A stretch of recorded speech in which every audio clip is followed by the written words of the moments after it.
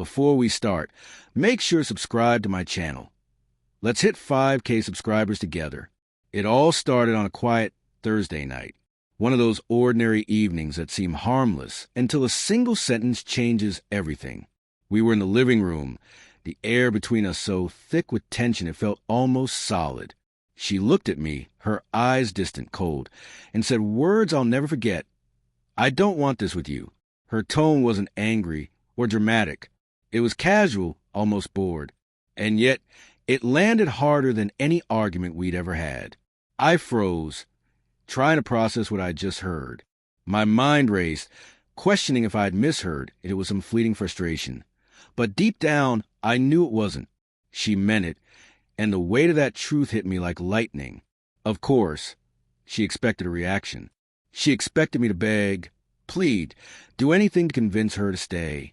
That was her pattern, testing me, waiting for me to crumble. But that night, something inside me shifted. I didn't cry, I didn't yell, I didn't argue. I simply met her gaze calmly, letting her words hang between us.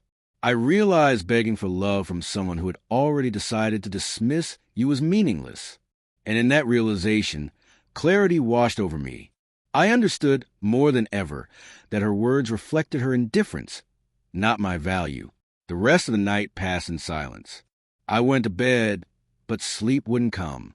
I lay awake, replaying every sign I had ignored, every subtle dismissal.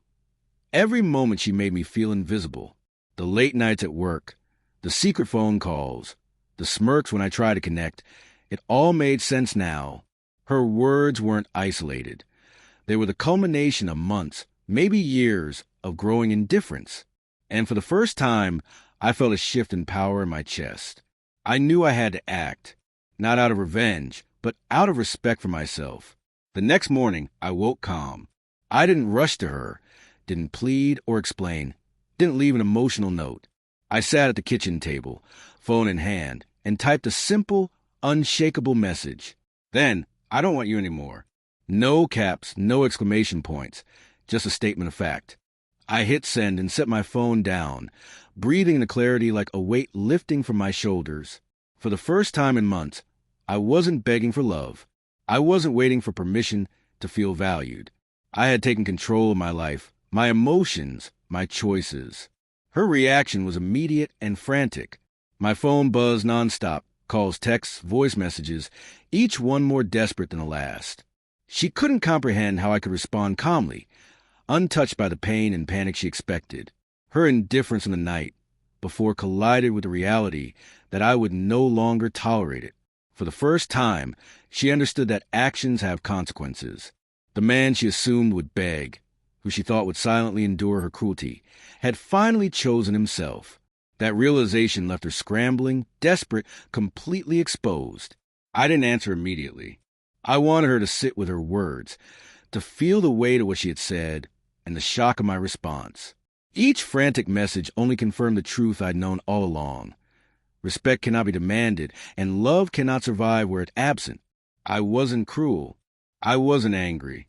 I was steady, firm, and in that silence, I found something I hadn't felt in years: peace.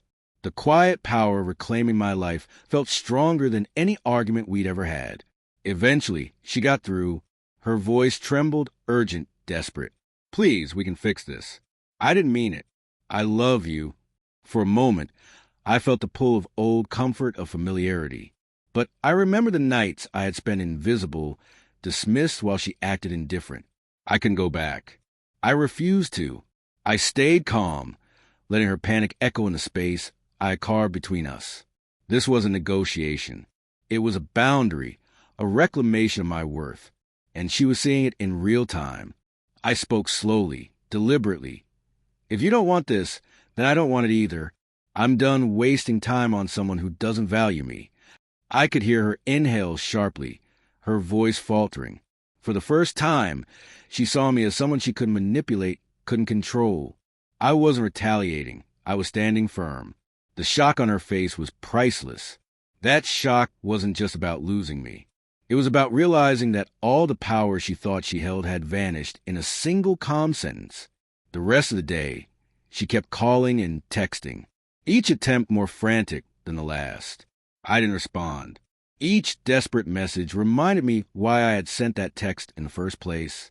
She had ignored, belittled, and dismissed me for too long. Now the power had shifted.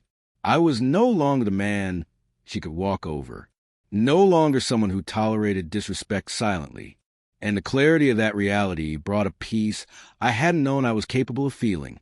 She begged, she panicked, and I remained calm, unshakable, finally free.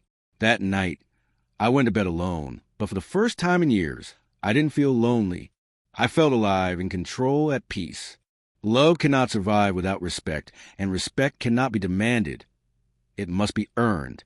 She had thought her words would wound me, that I would crumble, beg, or plead. Instead, my calm, firm statement, "Then I don't want you anymore," changed everything. The disbelief, the fear, the sudden reality of losing me. It was proof that I had finally chosen myself. And this time there was no turning back.